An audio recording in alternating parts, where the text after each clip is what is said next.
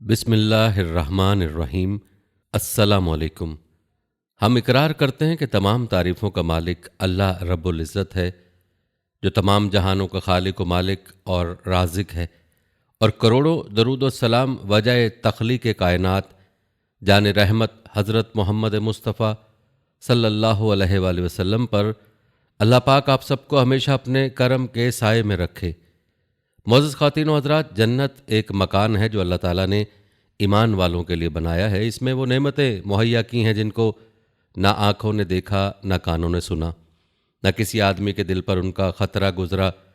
जो कोई मिसाल उसकी तारीफ़ में दी जाए समझाने के लिए है, वरना दुनिया की आला से आला शय को जन्नत की किसी चीज़ के साथ कुछ मुनासबत नहीं। अरबी में जन्नत ऐसे घने बाग को कहते हैं जिसमें दरख्तों की वजह से ज़मीन छुपी हुई हो। मुसलमानों को बरोज़े क़यामत मिलने वाले घर को जन्नत कहने की मुख्तलिफ़ वजूहात हैं।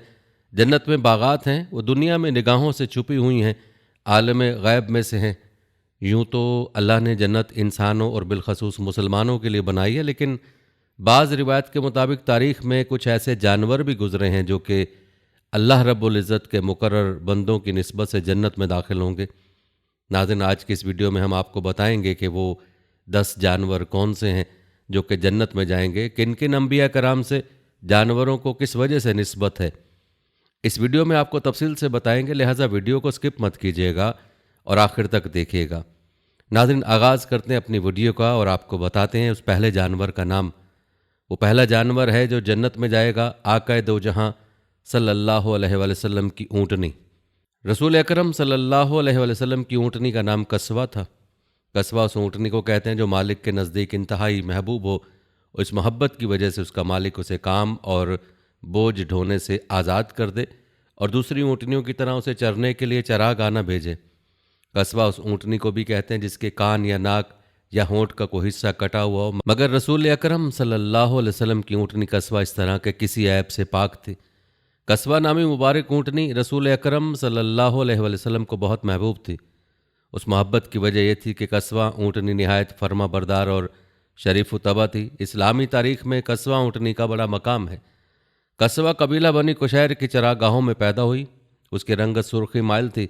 जब कस्वा 4 साल की हुई तो हज़रत अबू बकर सिद्दीक रज़ियल्लाहु तआला अन्हु से बनी कुशैर से 800 दिरहम के बस ख़रीद लिया। सीरत की किताबों में है कि जब रसूल अकरम सल्लल्लाहु अलैहि वसल्लम ने सहाबा कराम को मदीना मुनव्वरा हिजरत की इजाज़त दी तो अक्सर सहाबा कराम हिजरत कर गए, मगर आप सल्लल्लाहु अलैहि वसल्लम ने हज़रत अबू बकर सिद्दीक रज़ियल्लाहु तआला अन्हु को हिजरत से यह कहकर रोके रखा कि शायद अल्लाह ताला आपके लिए किसी साथी का इंतज़ाम कर दे। ये सुनकर हज़रत अबू बकर सिद्दीक रज़ियल्लाहु तआला अन्हु ने हिजरत की तैयारी शुरू कर दी और बनी कुशैर से 2 तेज़ रफ्तार और ताकतवर ऊँटनियाँ ख़रीद लीं। उन 2 ऊँटनियों में से एक कस्वा थी।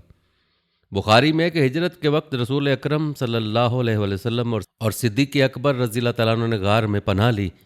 3 दिन के बाद जब रवानगी का वक्त आया तो सिद्दीक़ अकबर रज़ियल्लाहु तआला अन्हु ने रसूल अकरम सल्लल्लाहु अलैहि वसल्लम के सवारी के लिए ऊँटनी पेश करते फरमाया, ए अल्लाह के रसूल सल्लल्लाहु अलैहि वसल्लम, आप सल्लल्लाहु अलैहि वसल्लम पर मेरे माँ बाप कुर्बान, आप सल्लल्लाहु अलैहि वसल्लम इन 2 ऊँटनियों में से कोई एक पसंद फरमा लें। आप सल्लल्लाहु अलैहि वसल्लम ने फरमाया, हाँ, मगर मैं इसकी कीमत अदा करूँगा। सिद्दीक़ अकबर रज़ियल्लाहु तआला अन्हु ने जो ऊँटनी रसूल अकरम सल्लल्लाहु अलैहि वसल्लम को फ़रोख्त की उसका नाम कस्वा रखा गया। आप सल्लल्लाहु अलैहि वसल्लम ने उसकी कीमत अदा की, फिर उस पर सवार होकर मदीना मुनव्वरा रवाना हुए। नाज़रीन, उलमाए कराम का कहना है कि सफ़र हिजरत में हज़रत अबू बकर सिद्दीक रज़ियल्लाहु तआला अन्हु से ऊँटनी ख़रीदने में हिकमत यह है कि रसूल अकरम सल्लल्लाहु अलैहि वसल्लम चाहते थे कि इस मुबारक और तारीख़ी सफ़र हिजरत में आप सल्लल्लाहु अलैहि वसल्लम अपनी जान व माल से हिजरत फरमाएँ। कस्वा को शर्फ़ हासिल हुआ कि आप सल्लल्लाहु अलैहि वसल्लम ने उस पर सवार होकर मक्का मुकरमा से मदीना मुनव्वरा तक का वो अजीम सफ़र किया जिसे इस्लामी तारीख़ में हिजरत कहा जाता है। सफ़र के बाद कस्वा ऊँटनी को शर्फ़ और रिफ़्फ़त की कई मंजिलें मिलीं। मदीना मुनव्वरा पहुँचकर रसूल अकरम सल्लल्लाहु अलैहि वसल्लम ने कोबा में क़याम फरमाया। फिर रसूल अकरम सल्लल्लाहु अलैहि वसल्लम ने मदीना मुनव्वरा का रुख किया, जहाँ पहुँचने पर मदीना मुनव्वरा की बच्चियों ने दफ बजाकर रसूल अकरम सल्लल्लाहु अलैहि वसल्लम का इस्तकबाल किया। इस मुबारक सफ़र में भी रसूल अकरम सल्लल्लाहु अलैहि वसल्लम कस्बा पर सवार थे। मौलाना सफ़ीउर रहमान मुबारकपुरी लिखते हैं, अंसार अगरचे दौलतमंद न थे, लेकिन हर एक की यही आरजू थी कि रसूल अकरम सल्लल्लाहु अलैहि वसल्लम उसके यहाँ क़याम फरमाएं। चुनाचे आप सल्लल्लाहु अलैहि वसल्लम अंसार के जिस मकान या मोहल्ले से गुज़रते, वहाँ के लोग आप सल्लल्लाहु अलैहि वसल्लम की ऊँटनी की नकेल पकड़ लेते और अर्ज़ करते कि तादाद व सामान और हथियार व हिफाजत फ़र्श-ए-राह है, तशरीफ़ लाइए। मगर रसूल अकरम सल्लल्लाहु अलैहि वसल्लम फरमाते कि ऊँटनी की राह छोड़ दो, ये अल्लाह की तरफ से मामूर है। मतलब यह हुआ कि कस्बा ऊँटनी तौफीक इलाही से चल रही है, उसकी राह छोड़ दो, इसे जहाँ हुक्म होगा वहीं बैठ जाएगी। नीज़ ऊँटनी के बैठने के मकाम पर ही मस्जिद नबवी सल्लल्लाहु अलैहि वसल्लम की तामीर होगी और वहीं रसूलुल्लाह सल्लल्लाहु अलैहि वसल्लम क़याम फरमाएंगे। ये सुनकर सब कस्बा की राह से हट गए और हैरत व इस्तेजाब से उसकी हरकत व सकनात का जायज़ा लेते रहे। कस्बा चलती रही, यहाँ तक कि उस मकाम पर पहुँच कर बैठी जहाँ आज मस्जिद नबवी सल्लल्लाहु अलैहि वसल्लम है, लेकिन रसूल अकरम सल्लल्लाहु अलैहि वसल्लम नीचे नहीं उतरे। कस्बा दोबारा उठी, थोड़ी दूर गई, मुड़कर देखने के बाद दोबारा उसी मकाम पर आकर बैठ गई। उसके बाद आप सल्लल्लाहु अलैहि वसल्लम नीचे तशरीफ़ ले आए। ये आप सल्लल्लाहु अलैहि वसल्लम के ननियाल वालों यानी बनी नजार का मोहल्ला था। अल्लाह ताला अपने नबी को ननियाल में क़याम फरमाकर रसूल अकरम सल्लल्लाहु अलैहि वसल्लम की इज़्ज़त अफजाई करना चाहते थे। अब बनु नजार के लोगों ने मेज़बानी का शर्फ हासिल करने के लिए रसूल अकरम सल्लल्लाहु अलैहि वसल्लम से अर्ज़ किया, मगर हज़रत अबू अय्यूब अंसारी रज़ी अल्लाह तआला अन्हु ने लपक कर कस्बा से कजावा उठा लिया और अपने घर ले गए। इस पर रसूल अकरम सल्लल्लाहु अलैहि वसल्लम ने फरमाया, आदमी अपने कजावे के साथ है। चुनाचे हज़रत अबू अय्यूब अंसारी रज़ी अल्लाह तआला अन्हु को रसूल अकरम सल्लल्लाहु अलैहि वसल्लम की मेज़बानी का शर्फ हासिल हुआ। उधर हज़रत साद बिन ज़रारा रज़ी अल्लाह तआला अन्हु ने आकर कस्बा की नकेल पकड़ ली। चुनाचे उस मुद्दत के दौरान कस्बा उनके पास रही। अल्लाह ताला ने कस्बा को ताकत और क़ुव्वत अता की कि वो वही के बार को बर्दाश्त कर सके। उलमा कराम कहते हैं कि वाहिद सवारी थी जो वही का बार बर्दाश्त कर सकती थी। आप सल्लल्लाहु अलैहि वसल्लम उस पर सवार होते और अचानक आप सल्लल्लाहु अलैहि वसल्लम पर वही का नज़ूल होता था। वही के नज़ूल के वक्त आप सल्लल्लाहु अलैहि वसल्लम का जिस्म अतहर अपने वज़न से कई गुना भारी हो जाता था, यहाँ तक कि उसकी तासीर इर्द गिर्द की चीज़ों पर भी होती थी। हज़रत आयशा सिद्दीक़ा रज़ी अल्लाह तआला अन्हा फरमाती हैं, रसूलुल्लाह सल्लल्लाहु अलैहि वसल्लम अपनी ऊँटनी पर सवार होते और अचानक वही का नज़ूल होता। वही का इतना बोझ होता था कि हमें ऐसा मालूम होता गोया कस्बा की हड्डियाँ चटक जाएंगी। वही के बोझ का अंदाज़ा लगाने के लिए एक और रिवायत पेश खिदमत है। एक मरतबा आप सल्लल्लाहु अलैहि वसल्लम हज़रत ज़ैद बिन साबित रज़ी अल्लाह तआला अन्हु की रान पर सर मुबारक रख कर आराम फरमा रहे थे कि अचानक वही का नज़ूल शुरू हो गया। सैयदना ज़ैद कहते हैं, अल्लाह की कसम कुरान के बोझ से करीब था कि मेरी हड्डी टूट जाती। मैं समझा कि आज के बाद मैं अपने पैरों पर नहीं चल सकता। कस्बा को शर्फ हासिल है कि उसे 5 अहम मौक़े में शिरकत नसीब हुई। रसूल अकरम सल्लल्लाहु अलैहि वसल्लम ग़ज़वा बदर के लिए उसी पर सवार होकर तशरीफ़ ले गए। सुलह हुदैबिया, उम्रा क़ज़ा, फ़तह मक्का और हज्जतुल विदा के सफ़र में भी कस्बा शरीक थी। फ़तह मक्का के मौका पर रसूल अकरम सल्लल्लाहु अलैहि वसल्लम मक्का मुकरमा में इस हाल में दाखिल हुए कि तवाज़ो और इनकसारी से आप सल्लल्लाहु अलैहि वसल्लम का सर झुका हुआ था।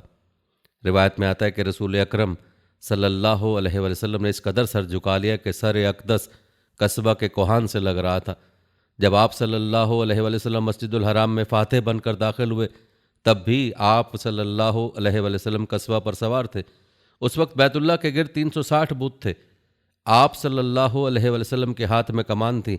आप सल्लल्लाहु अलैहि वसल्लम कमान से बुतों को मारते और फरमाते, हक आ गया और बातिल मिट गया।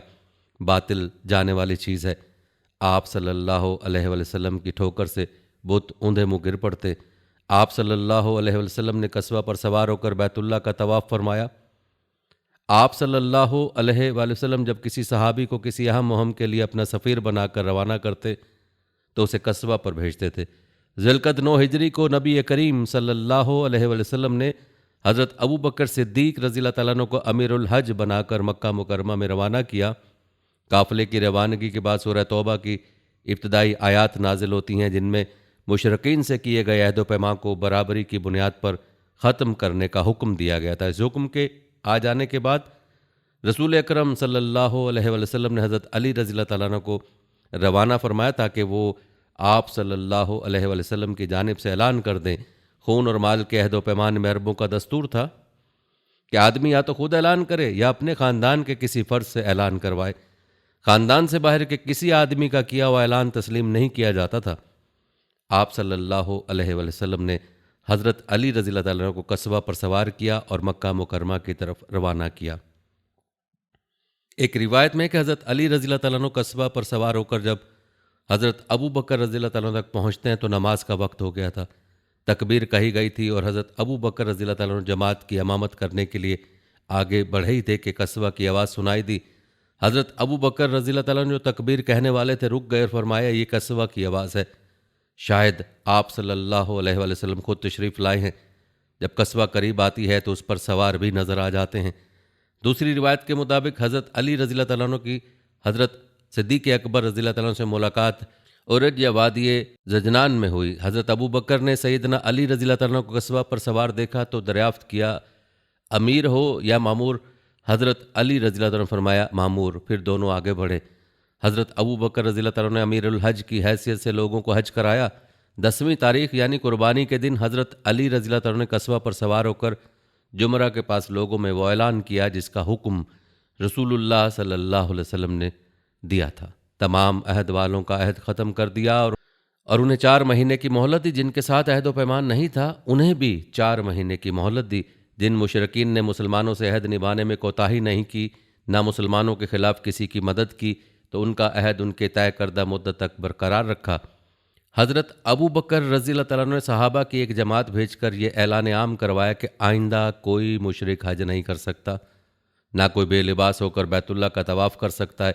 ये ऐलान गोया जज़ीरा अरब से बुत परस्ती के ख़ात्मे का ऐलान था। मुख्तलिफ़ मुहिम्मात के अलावा सफ़र व हिजर के दौरान भी अक्सर व बेशतर सहाबा कराम रसूल अकरम सल्लल्लाहु अलैहि वसल्लम के साथ कस्बा पर सवार हुए। हज्जतुल विदा का सफ़र भी आप सल्लल्लाहु अलैहि वसल्लम ने कस्बा पर किया। रिवायत में आता है कि 9 ज़िलहज को आप सल्लल्लाहु अलैहि वसल्लम के हुक्म पर कस्बा पर कजावा कसा गया और आप सल्लल्लाहु अलैहि वसल्लम बतन वादी में तशरीफ़ ले गए, जहाँ 1,24,000 या 1,44,000 सहाबा कराम का मजमा था। आप सल्लल्लाहु अलैहि वसल्लम ने वहाँ एक जामे खुतबा दिया। ये खुतबा हज्जतुल विदा के नाम से मारूफ है। ये मसावत, इंसानियत और ज़ात पात के ख़ात्मे का अव्वलीन चार्टर है। कस्बा को शर्फ हासिल है कि अल्लाह के रसूल सल्लल्लाहु अलैहि वसल्लम ने उसकी पीठ पर बैठ कर ये जामा खुतबा इरशाद फरमाया, लोगों मेरी बात सुनो, मैं नहीं जानता कि शायद इस साल के बाद उस मकाम पर मैं तुमसे कभी मिल सकूं। तुम्हारा खून और तुम्हारा माल एक दूसरे पर इसी तरह हराम है जिस तरह तुम्हारे आज के दिन की, रवां महीने की और इस शहर की हुर्मत है। सुन लो, जाहलियत की हर चीज़ मेरे पांव तले रोंद दी गई। औरतों के बारे में अल्लाह से डरो, क्योंकि तुमने उन्हें अल्लाह की अमानत के साथ लिया है और अल्लाह के कलमे के ज़रिए हलाल किया है। मैं तुम में ऐसी चीज़ छोड़े जा रहा हूँ कि अगर तुमने उसे मजबूती से पकड़े रखा तो तुम उसके बाद हरगिज़ गुमराह ना होगे। वो है अल्लाह की किताब और मेरी सुन्नत। तुमसे मेरे बारे में पूछा जाने वाला है तो तुम लोग क्या कहोगे? सहाबा ने कहा कि हम शहादत देते हैं कि आप सल्लल्लाहु अलैहि वसल्लम ने तबलीग कर दी, पैगाम पहुंचा दिया और खैर खाही का हक अदा फरमाया। यह सुनकर आप सल्लल्लाहु अलैहि वसल्लम ने अंगश्त शहादत को आसमान की तरफ उठाया और लोगों की तरफ झुकाते हुए 3 मरतबा फरमाया, ए अल्लाह गवाह रहे। वाज़ा रहे कि रसूल अकरम सल्लल्लाहु अलैहि वसल्लम के तमाम खुतबात में यह खुतबा जो हुज्जतुल विदा के मौके पर इरशाद फरमाया गया, आप सल्लल्लाहु अलैहि वसल्लम का तवील तरीन खुतबा है। मौलाना सफ़ीउर रहमान मुबारकपुरी लिखते हैं, खुतबा इरशाद फरमाते और ज़ोहर असर की नमाज से फारिग होने के बाद आप सल्लल्लाहु अलैहि वसल्लम जाए वकूफ़ पर तशरीफ़ ले गए। कस्बा का शिकम चट्टानों की जानिब किया और जबल मशाह को सामने किया और किबला रुख वकूफ़ फरमाए, यहाँ तक कि सूरज गरूब होने लगा। उसके बाद रसूल अकरम सल्लल्लाहु अलैहि वसल्लम कस्बा पर सवार हुए और हज़रत उसामा बिन ज़ैद रज़ी अल्लाह तआला अन्हु को पीछे बिठाया, वहाँ से मुज़दलिफ़ा तशरीफ़ ले गए। रसूल अकरम सल्लल्लाहु अलैहि वसल्लम को कस्बा इस कदर महबूब थी कि उसे दीगर ऊँटनियों की तरह खोंटे से बांध कर नहीं रखा जाता था, बल्कि उसे खुला छोड़ा जाता था। कस्बा का दायमी मस्कन जन्नतुल बकी के करीब एक चरागाह थी। कस्बा वहाँ कुर्ब जवार की झाड़ियों से चरती थी। रसूल अकरम सल्लल्लाहु अलैहि वसल्लम कस्बा को प्यार से कभी जदाई भी कह कर बुलाते, कभी कजुबाई और कभी असबा कहते। गोया ये सब कस्बा के नाम हैं। कस्बा को ऊँटों की दौड़ के मुकाबले में भी कभी कभार शरीक कराया जाता था।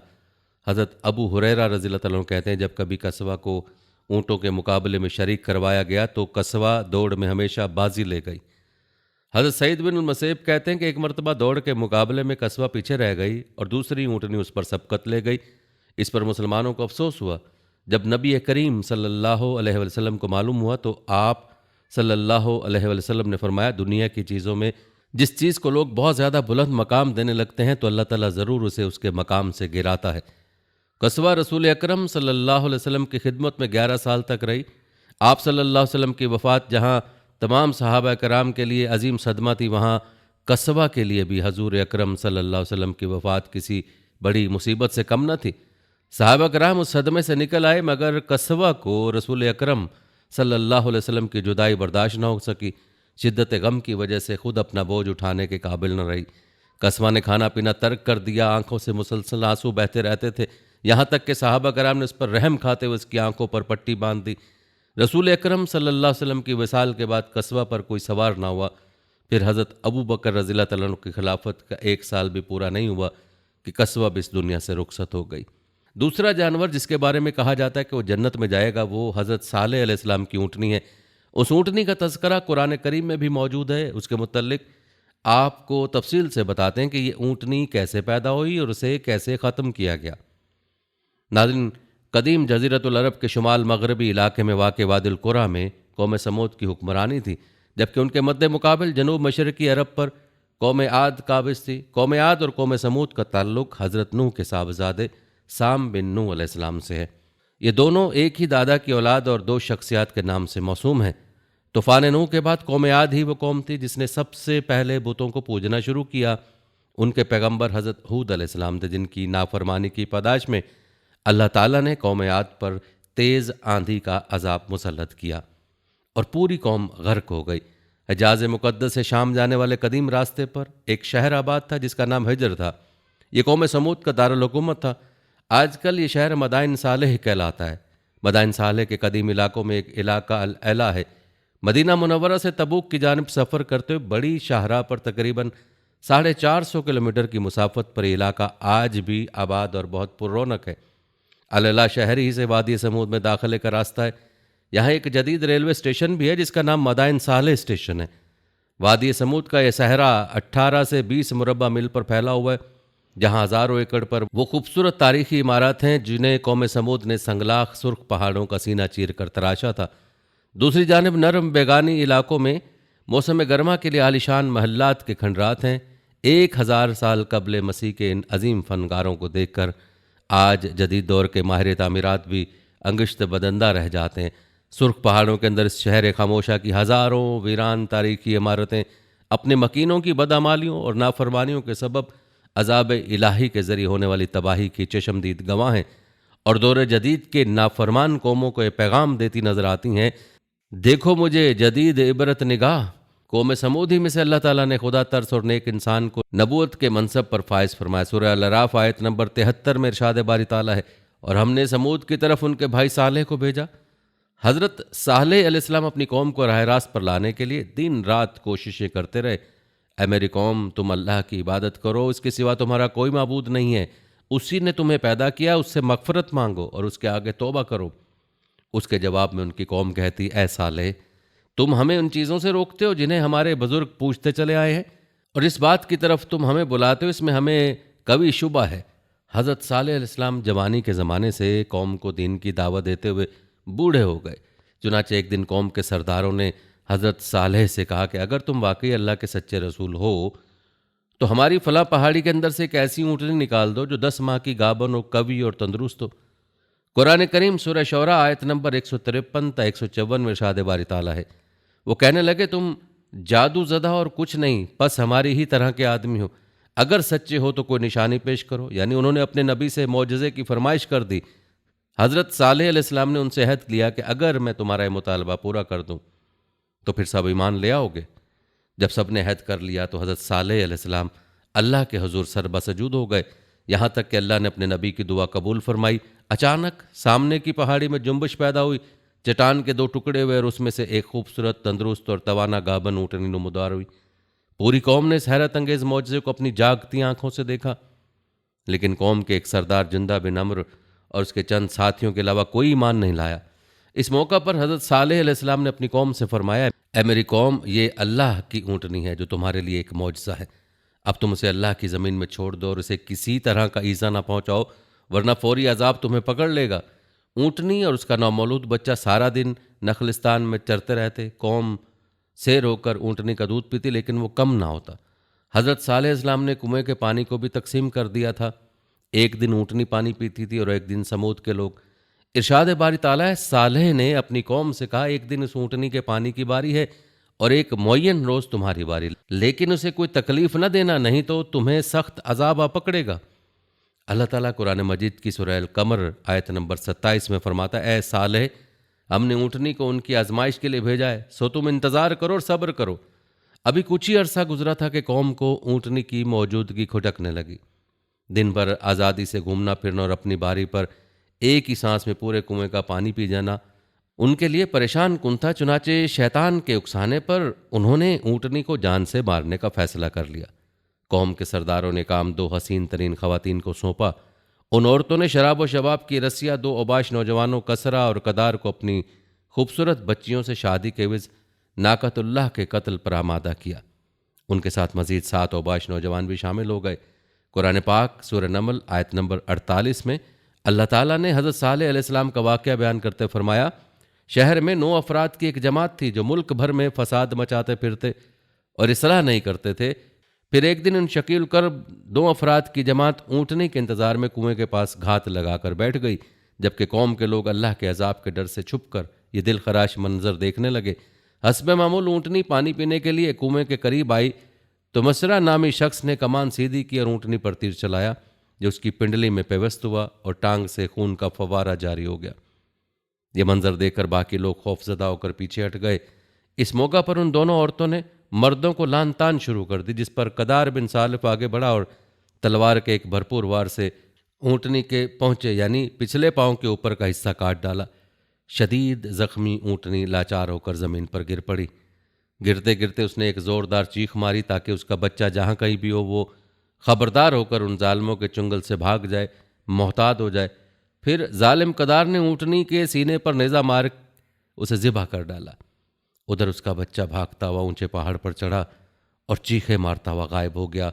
ऊँटनी के कत्ल के इर्तिकाब के बाद कौम समूद के 9 अफराद ने हज़रत सालेह इस्लाम को कत्ल करने का प्रोग्राम बनाया और उसी रात हज़रत सालेह अलैहिस्सलाम की गुजरगाह के साथ एक पहाड़ की घाटी में छुप कर बैठ गए ताकि हज़रत सालेह वहाँ से गुजरें तो उन्हें कत्ल कर दें। लेकिन उस रात पहाड़ से बड़े बड़े पत्थर इस तरह बरसे कि वो सब हलाक हो गए। दूसरे दिन जब लोगों का गुजर हुआ तो देखा कि वो 9 अफराद बड़े बड़े पत्थरों के नीचे मरे पड़े। इस तरह वो सफ़ाक लोग अपनी कौम की तबाह बर्बाद होने से 3 दिन पहले ही जहन्नम रसीद हो गए। ऊँटनी के कत्ल के बाद जब कोई अजाब नाजिल ना हुआ तो कौम ने खुशी का जश्न मनाते हुए कहा, सालेह, जिस चीज़ से तुम हमें डराते थे, अगर तुम अल्लाह के पैगंबर हो तो उस अजाब को हम पर ले आओ। हज़रत सालेह अलैहिस्सलाम ने फरमाया, ए कौम, अब तुम्हारे पास सिर्फ 3 दिन की मोहलत है और लो अजाब की अलामात भी सुन लो। जुमेरात के रोज़ तुम सबके चेहरे सख्त जर्द हो जाएंगे, परसों यानी जुम्मे के रोज़ तुम सबके चेहरे सख्त सुर्ख हो जाएंगे और हफ्ते को सबके चेहरे स्याह हो जाएंगे और वो तुम्हारी ज़िंदगी का आखिरी दिन होगा। इन तीनों पेशन गोइयों के सच होने के बावजूद वो कौम चेहरों की रंगत की तब्दीली को मामूली जादू या असरात समझते हुए मामूल के मुताबिक ऐशो इशरत में मसरूफ़ रहे, यहाँ तक कि चौथे दिन की सुबह ऊपर से सख्त हैबतनाक चिंगाड़ और ज़मीन के शदीद जलजले ने उन सबको आनन फानन जहन्नुम रसीद कर दिया और अल्लाह ताला ने उनकी बस्तियों को आने वाली नस्लों के लिए इबरत बना दिया। नाज़रीन, वो तीसरा जानवर जो जन्नत में जाएगा वो हज़रत इब्राहीम अलैहिस्सलाम का बछड़ा है। उसके बारे में कहा जाता है कि आपने उसको फरिश्तों की ज़ियाफ़त के लिए बुलवाया था। उसका तज़किरा भी कुरान मजीद में मौजूद है। नाज़रीन, हज़रत इब्राहीम का लक़ब अबू सुफ़ियान यानी मेहमानों का बाप था। आपके मकान के 4 दरवाजे थे, उनसे देखते रहते कि कब कोई आने वाला है। हज़रत इब्राहीम के बारे में मशहूर है कि आपने पूरी ज़िंदगी दिन या रात का खाना मेहमान के बग़ैर नहीं खाया। जब खाने का वक्त होता और कोई साथ खाने वाला ना होता तो आप बसा औकात मीलों तक किसी मेहमान की तलाश में निकल जाते। अरबों में बिलअमूम और कुरैश में बिलखसूस मेहमान नवाजी की रिवायत तमाम अंबिया सलाम की सुन्नत है। अल्लाह रब्बुल इज़्ज़त ने कुरान में सैयदना इब्राहीम अलैहिस्सलाम की मेहमान नवाजी का जिक्र किया है। अल्लाह रब्बुल इज़्ज़त का इरशाद है, और हमारे फरिश्ते इंसानी शक्ल में इब्राहीम के पास बेटा पैदा होने की खुशखबरी लेकर आए। उन्होंने सलाम किया, इब्राहीम अलैहिस्सलाम ने भी सलाम किया और बग़ैर किसी ताख़ीर के गाय का भुना हुआ बछड़ा ले आए। इससे मालूम हुआ कि फ़रिश्ते हज़रत इब्राहीम अलैहिस्सलाम के यहाँ इंसानी सूरत में पहुँचे थे और इब्तिदा उन्होंने अपना तारुफ़ नहीं करवाया था। इसलिए हज़रत इब्राहीम ने ख्याल किया कि ये कोई अजनबी मेहमान है और उनके आते ही फ़ौरन उनकी ज़ियाफ़त का इंतज़ाम फरमाया। हज़रत इब्राहीम अलैहिस्सलाम ने अपनी आदत मेहमान नवाजी के मुताबिक बशक्ल इंसान आने वाले फ़रिश्तों को इंसान और मेहमान समझकर मेहमान नवाजी शुरू की और फ़ौरन एक तला हुआ बछड़ा सामने लाकर रख दिया। नाज़रीन गिरामी, ये वही बछड़ा है जिसके बारे में कहा जाता है कि ये जन्नत में जाएगा। नाज़रीन, अब बात करते हैं चौथे जानवर की जो जन्नत में जाएगा। वो हज़रत इस्माइल अलैहिस्सलाम का मेंढा है, जो आप अलैहिस्सलाम की कुर्बानी के वक्त हज़रत जिब्राइल अलैहिस्सलाम के हुक्म पर जन्नत से लाए थे। नाज़रीन, हज़रत इस्माइल अलैहिस्सलाम हज़रत इब्राहीम अलैहिस्सलाम और हज़रत हाजरा के बेटे थे। हज़रत हाजरा ने बचपन से ही बेटे की परवरिश और तालीम और तरबियत पर ख़ुसूसी तवज्जो दी थी। 13 साल का तवील अरसा जैसे पलक झपकते गुजर गया, हज़रत इस्माइल अलैहिस्सलाम मक्का की मुक़द्दस फ़िज़ाओं में आब ज़मज़म पीकर और सब्र शुक्र के पैकर अजीम माँ की आगोश तरबियत में परवान चढ़ते हुए बेहतरीन सलाहियतों के मालिक खूबसूरत नौजवान का रूप धार चुके थे। एक दिन हज़रत इब्राहीम तशरीफ़ लाए और फरमाया, बेटा, मैं ख्वाब में देखता हूँ कि गोया तुम्हें ज़िबा कर रहा हूँ, तो तुम सोचो कि तुम्हारा क्या ख्याल है। फर्मा बरदार बेटे ने सर तस्लीम खम करते फरमाया, अब्बा जान, आपको जो हुक्म है वही कीजिए। अल्लाह ने चाहा तो आप मुझे साबरीन में पाएंगे। हज़रत इस्माइल अलैहिस्सलाम का यह साबित मंदाना जवाब दुनिया भर के बेटों के लिए आदाब फ़र्जंदी की शानदार मिसाल है। अतात व फर्माबरदारी और तस्लीम और रज़ा की इस कैफियत को अल्लामा इकबाल ने यूँ बयान किया है, ये फैज़ान नज़र था कि मकतब की करामत थी, सिखाए किसने इस्माइल को आदाब फ़र्जंदी। हज़रत इब्राहीम ने बेटे का जवाब सुना तो उन्हें सीने से लगाया और हज़रत हाजरा के पास ले आए। फरमाया, हाजरा, आज हमारे नूर नज़र को आप अपने हाथों से तैयार कर दीजिए। ममता के मुकद्दस शीरनी और अनमोल जज्बों में डूबी माँ ने अपने अकलौते बेटे को नई पोशाक पहनाई, आंखों में सुरमा, सर में तेल लगाया और खुशबू में रचा बसाकर बाप के साथ बाहर जाने के लिए तैयार कर दिया। इसी असला में हज़रत इब्राहीम अलैहिस्सलाम भी एक तेज़ धार छुरी का बंदोबस्त कर चुके थे। फिर बेटे को साथ लेकर मक्के से बाहर मिना के मकाम चल दिए। शैतान ने बाप बेटे के दरमियान होने वाली गुफ्तगू सुन ली। जब उसने सब्र, इस्तकामत और अतात खुदाबंदी का ये रूह परवर मंजर देखा तो मुस्तरिब हो गया और उसने बाप बेटे को इस कुर्बानी से बाज रखने का फैसला कर लिया। चुनाचे जुमरा अकबा के मकाम पर रास्ता रोक कर खड़ा हो गया। हज़रत इब्राहीम के साथ मौजूद फरिश्ते ने कहा, ये शैतान है, इसे कंकरियाँ मारें। हज़रत इब्राहीम ने अल्लाह अकबर कहकर उसे 7 कंकरियाँ मारी, जिससे वह ज़मीन में धंस गया। अभी आप कुछ ही आगे बढ़े थे कि ज़मीन ने उसे छोड़ दिया और वो जुमरा वस्ता के मकाम पर फिर वरगलाने के लिए मौजूद हुआ। हज़रत इब्राहीम अलैहिस्सलाम ने जो दोबारा कंकरियाँ मारी तो फिर ज़मीन में धंसा, लेकिन आप कुछ ही आगे बढ़े थे कि वो जुमरा उला के मकाम पर फिर मौजूद था। हज़रत इब्राहीम अलैहिस्सलाम ने तीसरी बार अल्लाह अकबर कहकर कंकरियाँ मारी तो वह ज़मीन में धंस गया। अल्लाह तबारक ताला को हज़रत इब्राहीम खलीलुल्लाह का शैतान को कंकरियाँ मारने का अमल इस कदर पसंद आया कि उसे रहती दुनिया तक के लिए हज के वाजिबात में शामिल फरमा दिया। शैतान अपनी नाकामी पर बड़ा परेशान था। 3 मरतबा की कंकरी ने उसके जिस्म को ज़ख्मों से चूर कर दिया था। अचानक उसे एक नई चाल सूझी और वो औरत का भेस बदलकर भागा भागा हज़रत हाजरा की खिदमत में हाजिर हुआ और बोला, ए इस्माइल की माँ, तुम्हें इल्म है कि इब्राहीम तुम्हारे लख्त जिगर को कहाँ ले गए हैं? हज़रत हाजरा ने फरमाया, हाँ, वो बाहर गए हैं, शायद किसी दोस्त से मिलने गए होंगे। शैतान ने अपने सर पर हाथ मारते हुए कहा, वो तेरे बेटे को ज़िबा करने वादिये मिना में ले गए हैं। हज़रत हाजरा ने हैरत और ताज्जुब का इजहार करते फरमाया, ये कैसे मुमकिन है? एक शफीक और मेहरबान बाप अपने चहेते और अकलेते बेटे को ज़िबा कर दे? इस मौका पर बेसाख्ता शैतान के मुंह से निकला, वो ये सब अल्लाह ताला के हुक्म पर कर रहे हैं। ये सुनकर सब्र शुक्र और अतात व फर्माबरदारी की पैकर अल्लाह की बरगज़ीदा बंदी ने फरमाया, अगर ये अल्लाह ताला का हुक्म है तो एक इस्माइल क्या, उसके हुक्म पर 100 इस्माइल कुर्बान है। अल्लाह ताला कुर्बानी कबूल फरमा। शैतान यहाँ से नामुराद होकर वापस मिना की जाने पलटा, लेकिन वहाँ का ईमान अफरोज़ मंजर देखकर अपने सर पर खाक डालने लगा और चेहरा पीटने पर मजबूर हो गया। वादी मिना के स्याह पहाड़, नीले शफाफ आसमान पर रोशन आग बरसता सूरज, फलक पर मौजूद तस्बीह और तहलील में मसरूफ़ मलाइका, अल्लाह की राह में अपने मताए अजीज़ की कुर्बानी का माहिरुल अकूल मंजर देखने में महफ थे। मक्के से आने वाली गर्म हवाएं भी मिना की फ़िज़ाओं में मौजूद इबादत, तस्लीम और रिज़ा और सब्र शुक्र की एक अजीम दास्तान रकम होते हुए देख रही थी। रिवायत में आता है कि हज़रत इब्राहीम अलैहिस्सलाम ने हज़रत इस्माइल अलैहिस्सलाम को लेटने की हिदायत दी, तो हज़रत इस्माइल अलैहिस्सलाम ने फरमाया, अब्बा जान, मैं पेशानी के बल लेटता हूँ ताकि आपका चेहरा मुझे नज़र ना आए, और आप भी अपनी आंखों पर पट्टी बांध लें ताकि जब आप मुझसे ज़िबा कर रहे हों तो शफ़क़त पिदरी के अमर इलाही पर गालिब आने का इम्कान न रहे। सब्र इस्तकामत के कूहेगरा वालिद ने गोशा जिगर के मशवरे पर अमल किया, और जब इस्माइल अलैहिस्सलाम लेट गए तो तकमीले हुक्काम खुदाबंदी में तेज़ धार छुरी को पूरी कुव्वत के साथ लख्त जिगर की गर्दन पर फेर दिया। बाप बेटे की इस अजीम कुर्बानी पर कुदरत खुदाबंदी जोश में आई और अल्लाह जल्ला शानहू के हुक्म से हज़रत जिब्राइल अलैहिस्सलाम जन्नत के बागात में पले सफ़ेद रंग के खूबसूरत मेंढे को लेकर हाजिर हुए। इब्राहिम खलीलुल्लाह ने ज़िबा से फारिग होकर आंखों से पट्टी हटाई तो हैरत ज़दा रह गए। बेटे की जगह एक हसीन मेंढा ज़िबा हुआ पड़ा था, जबकि इस्माइल अलैहिस्सलाम करीब खड़े मुस्कुरा रहे थे। इसी असना में गैब से आवाज़ आई, ए इब्राहिम, तुमने अपना ख्वाब सच्चा कर दिखाया।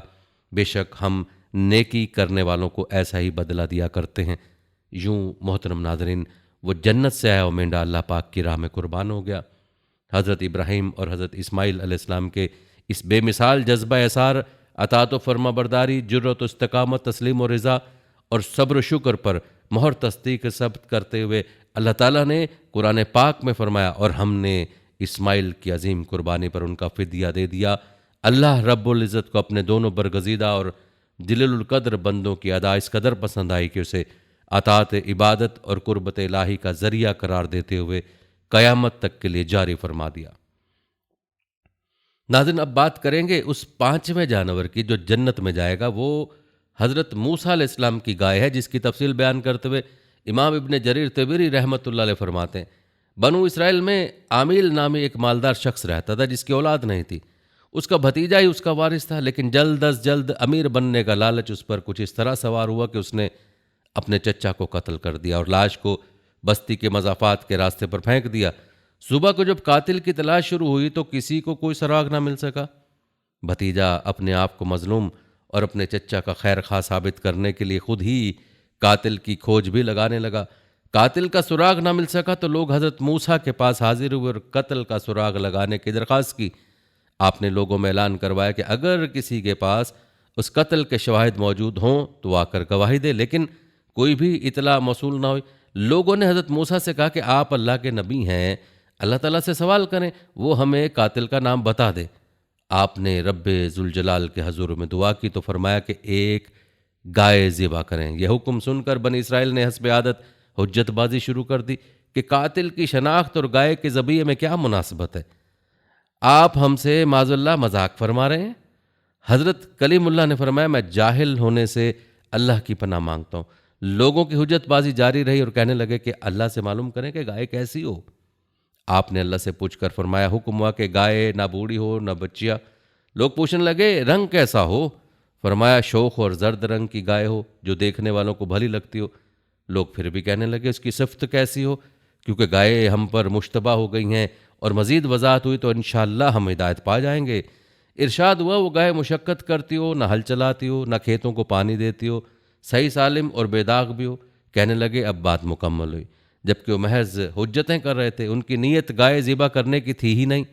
अगर पहली बार यही हुक्म की तामील कर देते तो काफ़ी हो जाता, लेकिन उन्होंने सवालात को तूल देकर अपने लिए मज़ीद कैद बनवा ली और उन्हें गाय की तलाश में मुशक्क़त और जस्तजू का सामना करना पड़ा।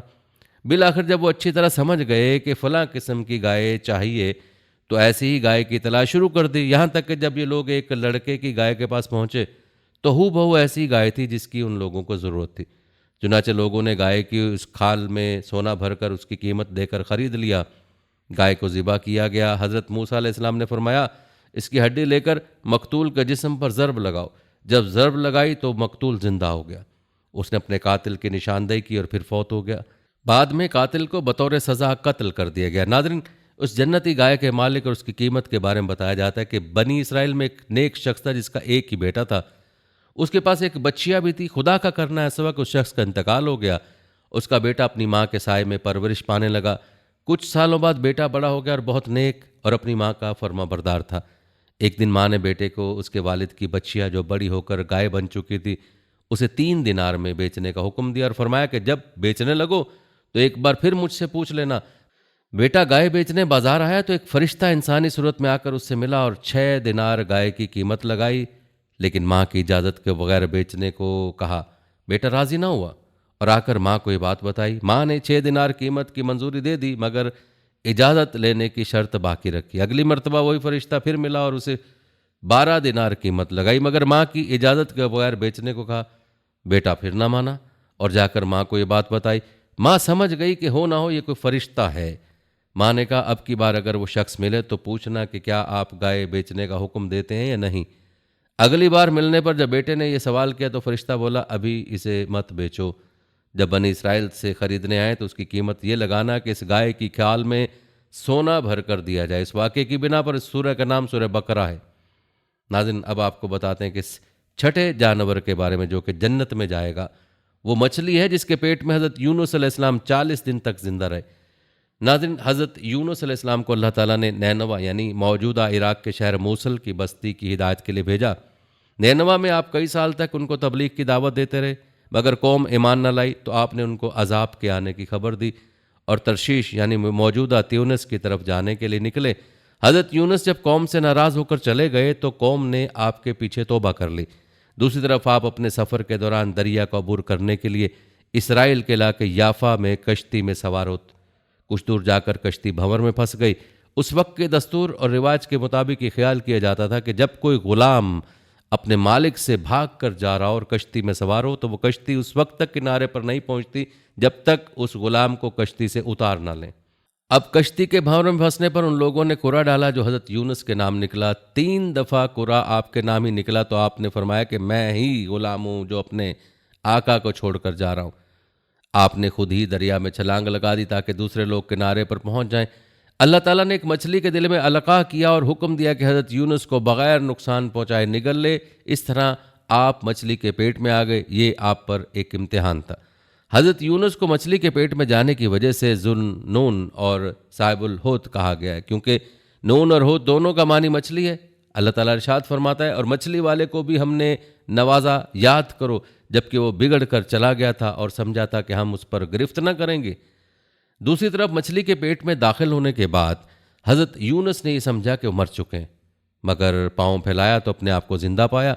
बारगाह इलाही में अपनी नदामत का इजहार किया और तौबा इस्तग़फ़ार की क्योंकि वो वही इलाही का इंतज़ार और अल्लाह ताला से इजाज़त लिए बग़ैर अपनी कौम से नाराज़ होकर नैनवा से निकल आए थे। फिर मछली के पेट में हज़रत यूनुस अलैहिस्सलाम ने अपनी ख़ता की यूँ माफ़ी मांगी। आखिर को उसने तारीकियों में पुकारा, नहीं है कोई खुदा मगर तू, पाक है तेरी ज़ात, बेशक मैंने कसूर किया। जब अल्लाह ताला ने हज़रत यूनुस अलैहिस्सलाम की पुरसोज आवाज़ को सुना और दुआ कबूल की तो मछली को हुक्म हुआ कि हज़रत यूनुस को जो तेरे पास हमारी अमानत है उगल दे। चुनाचे मछली ने दरिया के किनारे हज़रत यूनुस को 40 रोज़ बाद उगल दिया। वह ऐसी वीरान जगह थी जहाँ ना कोई दरख्त था ना सब्ज़ा बल्कि बिल्कुल चटियल मैदान था। जबकि हज़रत यूनुस अलैहिस्सलाम बेहद कमज़ोर और नहीफ़ हो चुके थे। हज़रत इब्ने अब्बास रज़ियल्लाहु अन्हु से रिवायत है कि हज़रत यूनुस नौमौलूद बच्चे की तरह नातवां कमज़ोर थे। आपका जिस्म बहुत नरम व नाज़ुक हो गया था और जिस्म पर कोई बाल न था। चुनाचे अल्लाह ताला ने अपनी रहमत से हज़रत यूनुस के करीब कद्दू की बेल उगा दी ताकि उसके पत्ते आप पर साया किए रहें। इस तरह अल्लाह ताला के हुक्म के बमूजब एक जंगली बकरी सुबह शाम आपको दूध पिलाकर वापस चली जाती। ये सब अल्लाह ताला की रहमत और फजल ही था, वरना आप ज़ईफ़ और कमज़ोर तो होते चले जाते। कुरान मजीद मछली के पेट से निकलने के बाद हज़रत यूनुस की हालत को इस तरह बयान करता है। आखिरकार हमने उसे बड़ी सकीम हालत में एक चटियल ज़मीन पर फेंक दिया और उस पर एक बेलदार दरख्त उगा दिया। नाज़रीन, उस मछली का नाम नज्जम था। वो बड़े सर वाली मछली थी और पूरी कश्ती को निगलने की सलाहियत रखने वाली थी। एक नबी अलैहिस्सलाम की चंद रोज़ की सोहबत बाबरकत की वजह से वो मछली जन्नत में जाएगी। उलमा फरमाते उस मछली का पेट चंद दिन एक नबी अलैहिस्सलाम की तजल्लियात का मरकज़ रहने की वजह से अर्श आज़म से अफजल है। आज कई सौ साल बाद जदीद साइंस ने इतनी बड़ी मछली के मौजूद होने की तस्दीक कर दी है और कई तहकीकाती इदारों ने इतनी बड़ी मछलियों का अपनी आंखों से मुशाहदा किया है। नाज़रीन, वो सातवां जानवर जो जन्नत में जाएगा वो हज़रत उज़ैर अलैहिस्सलाम का गधा है। उस गधे के बारे में रिवायत मिलती है कि एक मरतबा अल्लाह अज़्ज़ा वजल के नबी हज़रत सैयदना उज़ैर अलैहिस्सलाम बैतुल मक़दस यानी फ़लस्तीन के पास से गुजर रहे थे। आप अलैहिस्सलाम के सफ़र का सामान एक बर्तन, खजूर और एक प्याला अंगूर का रस था। नीज़ आप एक दराज गधे पर सवार थे। आप अलैहिस्सलाम बैतुल मक़दस की तमाम बस्तियों में फिरे, लेकिन आपको कोई शख्स नज़र नहीं आया और सब इमारतें गिरी हुई थीं। इस कदर वीरानी देखकर आप अलैहिस्सलाम ने ताज्जुब से कहा, अल्लाह उन्हें उनकी मौत के बाद कैसे जिंदा करेगा? ये फरमाने के बाद आप अलैहिस्सलाम ने अपनी सवारी उसी जगह बांधी और आराम की गर्ज से लेट गए। ये सुबह का वक्त था। इस दौरान आपकी रूह कब्ज कर ली गई। आपको 100 साल की नींद सो गए। नेज़ आपका दराज गोश भी मर गया। इस अरसे के दौरान आप अलैहिस्सलाम लोगों की निगाहों से पोशीदा रहे। 100 साल बाद आपको शाम के वक्त जिंदा किया गया। अल्लाह अज़्ज़ा वजल ने आपसे फरमाया, तुम कितने दिन से यहाँ ठहरे हुए हो? आप अलैहिस्सलाम ने अर्ज़ किया, एक दिन या उससे कुछ कम वक्त, क्योंकि आप अलैहिस्सलाम का ख्याल था कि उसी दिन की शाम है जिसकी सुबह आप आराम के लिए लेटे थे। अल्लाह अज़्ज़ा वजल ने फरमाया, तुम यहाँ 100 साल से ठहरे हुए हो। अपने खाने पीने की चीज़ें देखो, वैसे ही सही सलामत, और अपना गधा देखो किस हाल में। जब आप अलैहिस्सलाम ने खजूर और अंगूर का रस देखा तो वाकई दोनों की तरोताज़गी में कोई फ़र्क ना आया था, जबकि गधा बिल्कुल गल सड़ गया था और उसके आज़ा भी बिखर गए थे। सिर्फ सफ़ेद हड्डियाँ नज़र आ रही थीं। देखते ही देखते गधे के आज़ा जमा होकर आपस में मिलते गए, हड्डियों पर गोश्त और खाल लग गई और गधा जिंदा होकर आवाज़ निकालने लगा। कुदरत खुदावंदी का ये शानदार और बेमिसाल नमूना देखते ही आप अलैहिस्सलाम की ज़ुबान पर जारी हो गया, मैं खूब जानता हूँ कि अल्लाह अज़्ज़ा वजल हर चीज़ पर कादिर है। नाज़रीन, अल्लाह ताला ने अपने बरगज़ीदा बंदे हज़रत सुलेमान अलैहिस्सलाम को अल्लाह ताला ने इल्म मंतकुल तैर यानी परिंदों से बात करने का इल्म अता फरमाया था। आप परिंदों ही नहीं, चरिंदों, दरिंदों और दीगर तमाम मखलूक की ज़ुबान भी समझते थे और उनसे उन्हीं की ज़ुबान में बातें किया करते थे। आप अलैहिस्सलाम के लश्कर में इंसान, जिनों, चरिंद, परिंद और दरिंदों के अलावा अल्लाह ताला की दीगर मखलूक़ात बहुत बड़ी तादाद में शामिल थी। नाज़रीन, हज़रत सुलेमान की निस्बत से 2 जानदारों को एजाज़ हासिल है कि वो जन्नत में जाएंगे। एक तो आपका हुदुद और एक वो चींटी जिससे आपकी मुलाकात का तज़किरा सूरह नमल में भी मौजूद है। उस मुलाकात के बारे में कहा जाता है कि एक रोज़ हज़रत सुलेमान अलैहिस्सलाम अपने अजीम शान लश्कर के साथ कहीं जा रहे थे। आप अलैहिस्सलाम बहुत रोब व दबदबे वाले बादशाह थे। यही वजह थी कि लश्कर इंतहाई नज़्म ज़ब्त और तरतीब के साथ चल रहा था। किसी की मजाल न थी कि अपनी मुकर्ररा हदूद से इधर उधर हो जाए। सहराओं से गुजरता, पहाड़ों को सर करता, दरियाओं को अबूर करता, ये अजीम शान लश्कर उस वक्त एक बड़ी वादी से गुजर रहा था। ये वादी नमला यानी चींटियों की वादी थी। ज़मीन और पहाड़ों में करोड़ों सुराख थे जिनमें चींटियाँ रहती थीं। उन चींटियों की एक मलका थी। मलका चींटी अपनी रियाया चींटियों का बहुत ख्याल रखती थी और चींटियों की सल्तनत का नज़्म व नस्क बखूबी चला रही थी। तमाम चींटियाँ अपनी मलका से बहुत प्यार करती थीं और उसके एक इशारे पर बड़े से बड़ा काम करने को तैयार रहती थीं। मलका चींटी बहुत सी दीगर चींटियों के साथ वादी में घूम रही थी। अचानक उसे ज़मीन में अजीब सी धमक महसूस हुई। वो चौंक कर रुक गई और उसे ज़मीन से आती आवाज़ को गौर से सुनने लगी। मलका चींटी बोली, लगता है कोई बहुत बड़ी फ़ौज हमारी वादी की तरफ आ रही है। ये ज़रूर हज़रत सुलेमान का लश्कर है। दीगर चींटियों ने भी उसकी बात से इत्तफाक किया। कुछ ही देर में उस जानिब से धूल के बादल उठते हुए दिखाई देने लगे। जल्द ही फ़ौज करीब आ पहुंची। हज़रत सुलेमान अपने तख्त पर सवार अपनी फ़ौज के साथ आ रहे थे। चींटियों की मलका ने चीख कर कहा, हज़रत सुलेमान अलैहिस्सलाम की फ़ौज करीब आ पहुंची है। मैं हुक्म देती हूँ तमाम चींटियाँ अपनी बिलों में चली जाएं। हज़रत सुलेमान अलैहिस्सलाम हमें कोई नुकसान पहुंचाने नहीं आ रहे, मगर उन्हें क्या मालूम कि तुम्हारी कसीर तादाद इस वादी में है और ज़मीन पर रेंग रही है, जिनकी फ़ौज में शामिल इंसान और जानवरों के पैरों तले रौंदी जा सकती है। हज़रत सुलेमान अलैहिस्सलाम तक मलका चींटी की आवाज़ पहुंच गई। आप उसकी बात सुनकर मुस्कुरा दी और मलका चींटी की समझदारी और अपनी रियाया के ख्याल रखने पर उसकी तारीफ़ करते फरमाया कि बेशक एक बादशाह को अपनी रियाया की हिफाजत का इसी तरह ख्याल रखना चाहिए जिस तरह मलका चींटी ने किया है। ये वाक़या कुरान मजीद की सूरह नमल आयत 15 था 19 में यूँ बयान किया गया है, और हमने दाऊद और सुलेमान को इल्म अता किया था और उन दोनों ने कहा कि कुल शुक्र और कुल तारीफ़ उस अल्लाह के लिए जिसने हमें अपने बहुत से मोमिन बंदों पर फजीलत अता फरमाई और दाऊद का वारिस सुलेमान हुआ। उसने कहा, ए लोगो, हमें परिंदों की बोलियों का इल्म दिया गया और हमारे लिए हर शय मुहैया कर दी गई है। बेशक ये खुला हुआ फजल है और जमा हुआ लश्कर सुलेमान के लिए, जिन्हों इंस परिंदों का, और वो दर्जा बदर्जा एक नज़्म व ज़ब्त के साथ आगे पीछे चल रहे थे। यहाँ तक के वादी नमल में पहुँचे तो एक चींटी ने कहा, चींटियों अपने अपने घरों में छुप जाओ, कहीं ऐसा ना हो कि सुलेमान और उसका लश्कर तुम्हें रौंद डाले। चींटी की बात सुनकर सुलेमान हंस पड़े और कहा, ए परवरदिगार, मुझे तौफीक दे, मैं तेरा शुक्र अदा कर सकूं जो तूने मुझ पर और मेरे वालदैन पर यह ऐलान किया है, और ये कि मैं नेक अमल करूं जो तेरे नज़दीक पसंदीदा है, और मुझको अपनी रहमत से नेक बंदों में दाखिल फरमा। हज़रत सुलेमान अलैहिस्सलाम ने उस चींटी को उठाकर अपनी हथेली पर रखा और पूछा, बता, तेरी सल्तनत बड़ी और वसी है या मेरी सल्तनत बड़ी है? चींटी ने कहा कि किसकी सल्तनत पर अजमत है ये अल्लाह को मालूम है, मगर इस वक्त मेरा तख्त सुलेमान का हाथ है। सूरह नमल में हज़रत सुलेमान अलैहिस्सलाम की क़यादत का जिक्र किया गया है कि उन्होंने अपनी कायदाना सलाहियतों से जुमला मखलूक़ात को किस तरह अपने तसर्रुफ़ात के अहाते में लिया हुआ था। आयमा मुफस्सिरीन बयान करते हैं कि आपकी कायम करदा पार्लियामेंट के 600 से ज़ायद अराकीन थे। आप सल्तनत के मुख्तलिफ़ कामों को सरअंजाम देने में हर मखलूक से काम लिया करते थे। जब पार्लियामेंट का इजलास होता तो हर शख्स को उसकी मशावरत में शरीक किया जाता। हुदहुद उसी दरबार में परिंदों की नुमाइंदगी करता था। अल्लाह रब्बुल इज़्ज़त ने उसे सलाहियत दे रखी थी कि ज़ेर ज़मीं पानी के ज़खायर का पता तक चला लेता था। इस तरह वो हज़रत सुलेमान के सफ़र के दौरान हसूल आप का अहम फरीज़ा भी अदा करता था। चुनाचे सूरह में हुदहुद से मुराद वो ख़ास परिंदा जिसे हज़रत सुलेमान अलैहिस्सलाम के दरबारी की हैसियत हासिल थी। हज़रत सुलेमान अलैहिस्सलाम ने उसे अपने ज़ेर तरबियत रखा। आपकी बारगाह से उसने जहानत, नज़्म व नस्क और आदाब बजा लाने के असूल ज़वाबित सीखे। नाज़रीन, यूँ तो सभी परिंदे हज़रत सुलेमान अलैहिस्सलाम के मुज़क्कर और ताबे फरमा थे, लेकिन आपका हुदहुद आपकी फरमाबरदारी और खिदमत गुजारी में बहुत मशहूर है।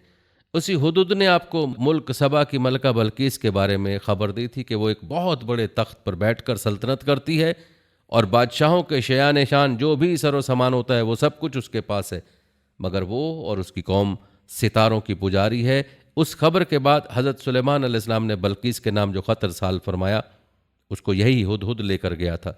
चुनाचे कुरान करीम का इरशाद है कि हज़रत सुलेमान अलैहिस्सलाम ने फरमाया, तुम मेरा ये ख़त लेकर जाओ और उसके पास ये ख़त डालकर फिर उनसे अलग होकर तुम देखो कि वो क्या जवाब देते हैं। चुनाचे हुदहुद ख़त लेकर गया और बल्कीस की गोद में उस ख़त को ऊपर से गिरा दिया।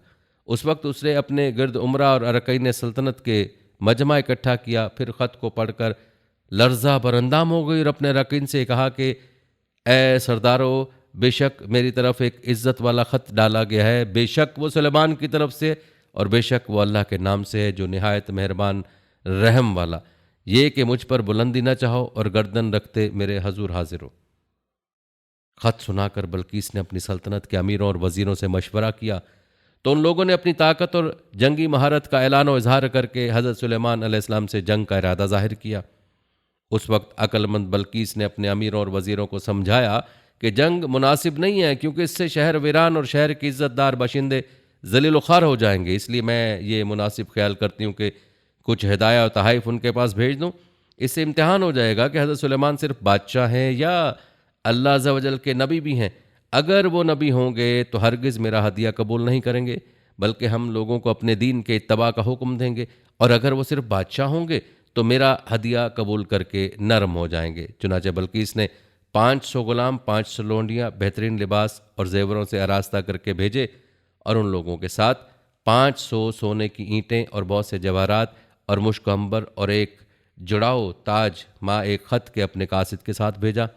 हुदहुद ये सब देखकर रवाना हो गया और हज़रत सुलेमान अलैहिस्सलाम के दरबार में आकर सब खबरें पहुंचा दी। चुनाचे बल्कीस का कासिद जब चंद दिनों के बाद तमाम सामानों को लेकर दरबार में हाजिर हुआ तो हज़रत सुलेमान अलैहिस्सलाम ने गज़बनाक होकर कासिद से फरमाया, क्या माल से मेरी मदद करते हो? जो मुझे अल्लाह ने दिया वो बेहतर है इससे जो तुम्हें दिया, बल्कि तुम्हें अपने तोहफे पर खुश होते हो। पलट जा उनकी तरफ तो ज़रूर हम उन पर लश्कर लाएंगे जिनकी उन्हें ताकत ना होगी, और ज़रूर हम उनको उस शहर से जलील करके निकालेंगे यूं कि वो पस्त होंगे। चुनाच उसके बाद जब कासिद ने वापस आकर बल्कीस को सारा माजरा सुनाया तो बल्कीस हज़रत सुलेमान अलैहिस्सलाम के दरबार में हाजिर हो गई और हज़रत सुलेमान अलैहिस्सलाम का दरबार और यहाँ के अजायबात देखकर उसको यकीन आ गया कि हज़रत सुलेमान अलैहिस्सलाम खुदा अज़्ज़ा वजल के नबी बरहक हैं और उनकी सल्तनत अल्लाह ताला ही की तरफ से। हज़रत सुलेमान अलैहिस्सलाम ने बल्कीस को अपने दीन की दावत दी तो उसने नहायत ही इखलास के साथ इस्लाम कबूल कर लिया। फिर हज़रत सुलेमान अलैहिस्सलाम ने बल्कीस से निकाह करके उसको अपने महल में रख लिया। इस सिलसिले में हुदहुद ने जो कारनामे अंजाम दिए बिलाशुबा अजायबात आलम में से, जो यकीनन हज़रत सुलेमान अलैहिस्सलाम के मौजज़ात में से, उसी निस्बत से हुदहुद को एजाज़ हासिल है कि ये जन्नत में जाएगा। नाज़रीन, अब आपको बताते हैं उस आखिरी जानवर के बारे में जो कि जन्नत में जाएगा, तो वो है असहाबे कहफ का कुत्ता। असहाबे कहफ के कुत्ते के बारे में जानने से पहले आपको कुछ तफसील असहाबे कहफ के बारे में बताते चलें। नाज़रीन, प्यारे आका सल्लल्लाहु अलैहि वसल्लम के दौर में कुछ कुरैश मक्का के एक यहूदी आलिम के पास गए और उससे कहा कि हजूर सल्लल्लाहु अलैहि वसल्लम से ऐसा क्या सवाल पूछा जाए कि उनके नबी होने की हकीकत वाज़ेह हो जाए।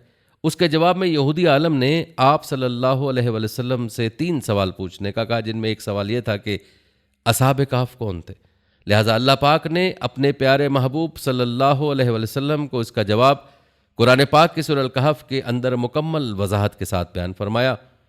हज़रत ईसा अलैहिस्सलाम का दौर था जब अल्लाह ताला ने आपको आज के दौर के फ़लस्तीन के इलाके में इस्लाम की तबलीग के लिए भेजा। ये इलाका उस वक्त रोमन एम्पायर में शुमार होता था। ये बुत परस्त लोग थे। यहाँ एक यहूदी बादशाह की हुक्मरानी थी जो रोमन हुकूमत के मातहत काम कर रहा था। जब हज़रत ईसा अलैहिस्सलाम ने तबलीग शुरू की तो रोमी लोग आपके मुखालिफ हो गए और आपको गिरफ्तार करके सूली पर लटकाना चाहा, मगर अल्लाह के हुक्म से आपको ज़िंदा आसमान पर उठा लिया गया।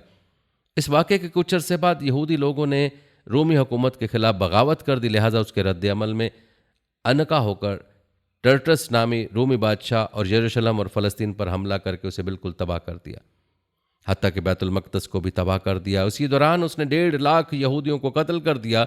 जो बचे खुचे यहूदी यहाँ रह गए थे वो जान बचाकर फ़लस्तीन से निकल गए, मगर जो हज़रत ईसा अलैहिस्सलाम के मानने वाले और उनकी तालीमात के पैरोकार थे सिर्फ वही फ़लस्तीन में मौजूद रह गए। लिहाजा उसकी हुकूमत में मौजूद ईसाई लोगों पर उसने जुल्म व सितम करना शुरू कर दिया, क्योंकि वो रूमी था और बुत परस्त था। एक दिन हज़रत ईसा अलैहिस्सलाम के चंद मानने वाले हवारियों को उसने अपने दरबार में बुलाया और उनसे कहा, मैं तुम्हें चंद दिन की मोहलत देता हूँ, तुम अपने नए दीन यानी ईसाइयत से बाज आ जाओ, वरना मैं तुम्हें कत्ल कर दूंगा।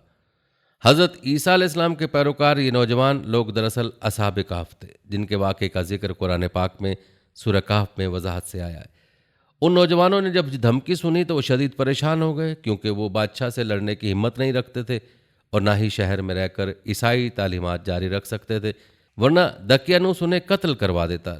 लिहाजा उन्होंने शहर छोड़कर कहीं भाग जाने का फ़ैसला किया और अल्लाह पाक की ज़ात पर भरोसा करके शहर से निकल गए, ये सोचते हुए कि अब अल्लाह पाक ही हमारे लिए कोई फ़ैसला करेगा और कोई रास्ता निकालेगा। यहाँ तक कि वो एक पहाड़ के गार में जाकर छुप गए और वहीं सो गए। यहाँ तक कि सोए सोए उन पर 300 साल का अरसा गुजर गया। उन चंद नौजवानों ने जब गार में पनाह ली तो दुआ की कि ए हमारे परवरदिगार, हमें अपने पास से रहमत अता फरमा और हमारे काम में हमारे लिए राहयाबी को आसान कर दे। बस हमने उनके कानों पर गिनती के कई साल तक उसी गार में पर्दे डाल दिए। दकियानूस ने जब उन लोगों को तलाश करवाया तो उसे मालूम हुआ कि लोग उसी गार में मौजूद हैं। उसे बहुत गुस्सा आया और हुक्म दिया कि गार को एक मजबूत दीवार से बंद कर दिया जाए ताकि लोग अंदर ही मर जाएं। बादशाह ने जिस शख्स के ज़िम्मे काम लगाया बहुत ही नेक और ईमानदार था। उसने असहाब कहफ के नाम और उनकी तादाद और पूरा वाक़या एक तख्ती पर लिखवा कर लोहे के संदूक में रखकर दीवारों की बुनियादों में रख दिया और एक तख्ती शाही ख़जाने में भी रखवा दी। इस 300 साल के दौरान दकियानूस बादशाह मर गया और कई बादशाह और हुकूमतें आईं और चली गईं, यहाँ तक कि 300 ईस्वी रोमन एम्पायर ने भी ईसाइयत इख्तियार कर ली। 440 ईस्वी में बैदरूस नामी ईसाई बादशाह की हुकूमत आई, जो एक नेक दिल और इंसाफ पसंद बादशाह था।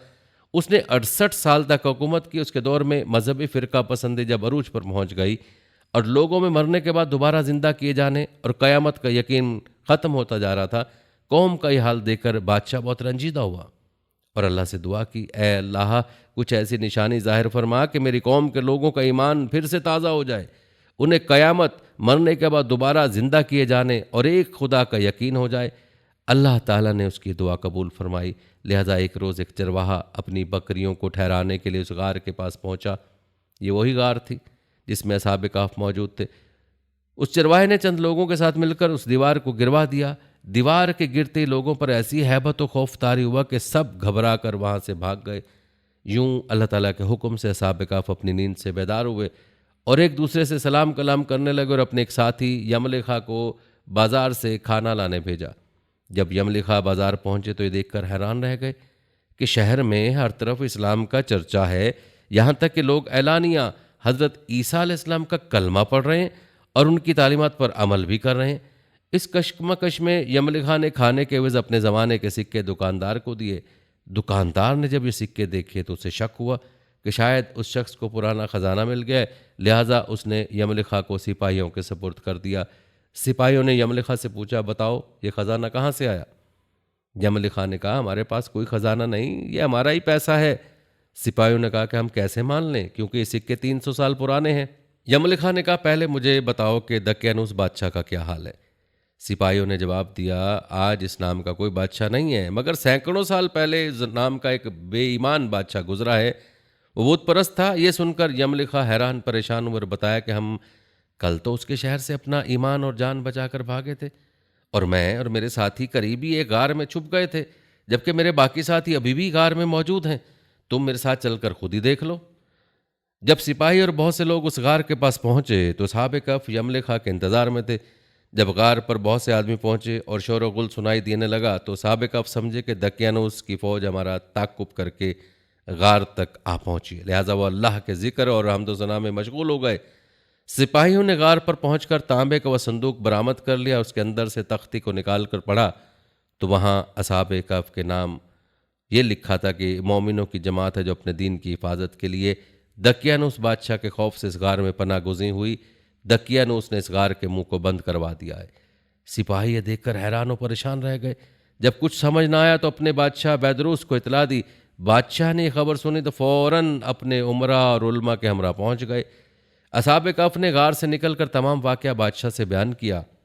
बैदरूस ने सजदा गुजार होकर अल्लाह ताला का शुक्र अदा किया कि ए अल्लाह, मेरी दुआ कबूल हुई और आपने ऐसी निशानी ज़ाहिर फरमाई कि इंसान मौत के बाद ज़िंदा होने का यकीन ज़रूर करेगा। उसके बाद असहाब कहफ ने बादशाह को दुआ दी और सलाम करने के बाद दोबारा उसी गार में वापस चले गए और दोबारा वापस जाकर सो गए और उसी हालत में अल्लाह ताला ने उन्हें मौत दे दी। बादशाह ने उसी गार में उनकी कब्रें बनवाई और सालाना एक दिन मुकर्रर कर दिया जब लोग असहाब कहफ की कब्रों की ज़ियारत के लिए आया करते थे। इस सिलसिले में मुतअद्दिद कौल पाए जाते हैं। हज़रत अब्दुल्ला बिन अब्बास का कौल है कि क्योंकि उन असहाब के नाम एक तख्ती पर कुंदा थे इसलिए उन्हें रकीम कहा जाता है, और उन्हीं का यह कौल भी है कि रकीम उस बस्ती का नाम है जिसके पहाड़ों के गार में छुपे थे।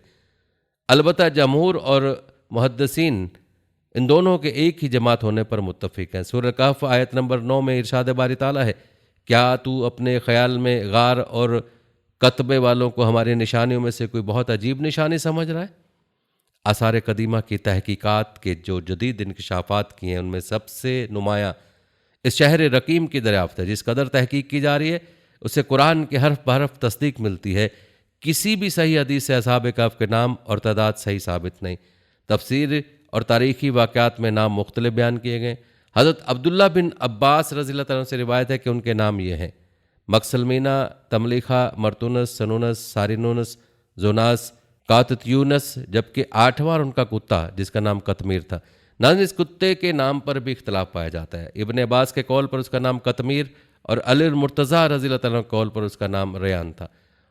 औज़ाई ने कहा तकूर था, सदी ने कहा सोर था और काब ने कहा सहबा था। नाज़िन असहाब कहफ के नामों और तादाद में काफ़ी इख्तलाफ पाया जाता है। ख़ुद कुरान कहता है कि उनकी सही तादाद अल्लाह ही को मालूम है। सूरह कहफ आयत नंबर 22 का तर्जमा है कि कुछ लोग तो कहेंगे कि असहाब कहफ 3 थे और चौथा उनका कुत्ता था, कुछ कहेंगे कि 5 थे और छठा उनका कुत्ता था। गैब की बातों में अटकल के तीर तुक्के चलाते हैं। कुछ कहेंगे कि वो 7 हैं और 8वां उनका कुत्ता है। अब कह दीजिए कि मेरा परवरदिगार उनकी तादाद को बखूबी जानने वाला है, उन्हें बहुत ही कम लोग जानते हैं। बस आप उनके मुकद्दमे में सिर्फ सरसरी गुफ्तगू करें, उनमें से किसी से उनके बारे में पूछ गछ भी ना करें। इंसानों में से उसे जानने वाले चंद लोग हैं और उससे मुराद अहले किताब का गिरोह है। और इब्न अब्बास कहते हैं उन चंद आदमियों में से मैं भी हूँ। वो 7 आदमी थे और उनमें 8वां उनका कुत्ता था। फिर आपने उन 7 के नामों समेत जिक्र किया और रहा कुत्ता तो उसका नाम कतमीर है। इब्न अब्बास ने कहा है और कुत्ते का नाम हमरान, ये भी कहा है कि उसका नाम कतमीर था।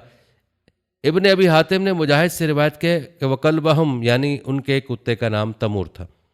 इब्न मंजर ने इब्न जरी से रिवायत किया कि मैंने एक आलिम आदमी से पूछा कि वो लोग गुमान करते हैं कि असहाब कहफ का कुत्ता शेर था, तो उन्होंने फरमाया अल्लाह की कसम वो शेर नहीं था, लेकिन वो सुर्ख कुत्ता था, उनके साथ उनके घरों से निकला था, उसको कतमूर कहा जाता था।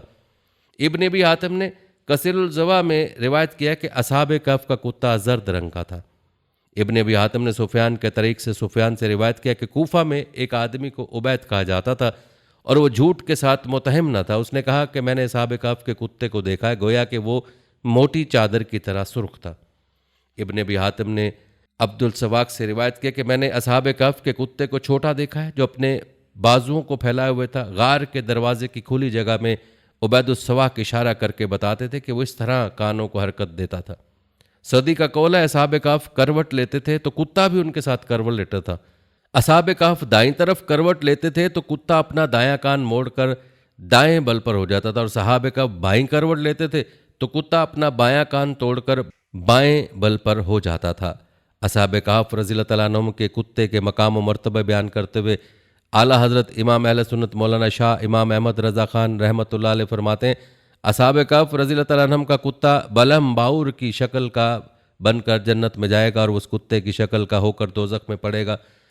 उस यानी असहाब कहफ के कुत्ते ने महबूबान खुदा का साथ दिया, अल्लाह अज़्ज़ व जल ने उसको इंसान बनाकर जन्नत अता फरमाई। उस यानी बलम बाउर ने महबूबान खुदा से अदावत यानी दुश्मनी की, नतीजतन वो तबाह बर्बाद हो गया। मुफ्ती अहमद यार खान नईमी रहमुल्लाह फरमाते हैं, चंद जानवर जन्नत में जाएंगे, हजूर सल्लल्लाहु अलैहि वसल्लम की ऊँटनी कस्वा, हज़रत सैयदना सालेह अलैहिस्सलाम की ऊँटनी और हज़रत उज़ैर अलैहिस्सलाम का गधा, असहाब कहफ रज़ियल्लाहु तआला अन्हुम का कुत्ता। एक और मकाम पर इरशाद फरमाते हैं, अगर ज़मीन मस्जिद के लिए वक्फ हो जाए तो उसकी शान व अज़मत बढ़ जाती है। असहाब कहफ रज़ियल्लाहु तआला अन्हुम के कुत्ते ने अपनी ज़िंदगी अल्लाह ताला के प्यारों के लिए वक्फ कर दी तो उसे हमेशा की ज़िंदगी मिल गई। ज़मीन और कुत्ता ज़िंदगी वक्फ करने की वजह से शान वाले हो गए। तो अगर इंसान अपनी ज़िंदगी अल्लाह ताला की रज़ा और खुशनूदी के हसूल की खातिर दीन के लिए वक्फ कर दे तो इंशाअल्लाह फरिश्तों से भी अफजल हो जाएगा। नाज़रीन, ये थी हमारी आज की वीडियो। उम्मीद करते हैं कि आपको हमारी आज की वीडियो ज़रूर पसंद आई होगी।